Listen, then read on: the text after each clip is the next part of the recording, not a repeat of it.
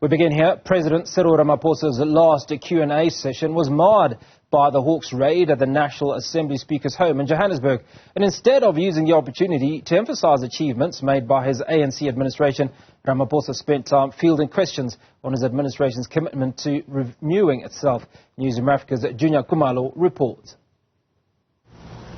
The ANC's commitment to renew itself and fight corruption amongst its ranks has again been put into question. You certainly talk a good game, but the reality is you're not serious about fighting corruption in your own party. If you were serious, you wouldn't be sitting here with the Deputy President with a slew of allegations over his head. You wouldn't be sitting with the Speaker who has allegations over her head, who's been raided. This exchange is amongst a few that marred President Cyril Ramaphosa's last Q&A session in the National Assembly on Tuesday.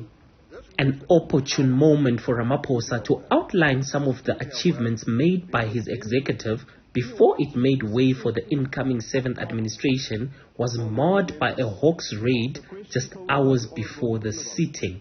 The Hawks, on instruction by the Investigative Directorate, raided Mapisa-Nqakula's Boma home in Johannesburg after bribery allegations. With the elections looming, opposition parties took full advantage of the raid, using the Q&A session as an opportunity to cast doubt on the governing party's willingness to root out corruption. Mr. President, do you accept that a Speaker's house being raided by the National Prosecuting Authority is a serious matter? And do you believe that she should step aside to protect the integrity of this House and its envisaged role in fighting corruption?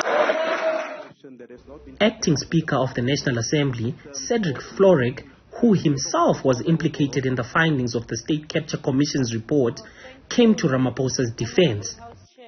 This has no bearing on the primary question.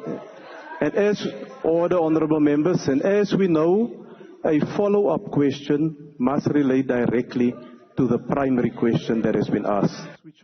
Despite this, the DA was adamant that the blame for corruption-accused individuals still holding executive positions ought to be placed squarely at Ramaphosa's feet. Mr. President, it was in your 2018 SONA that you first promised lifestyle audits on your cabinet ministers, but this has been another broken promise.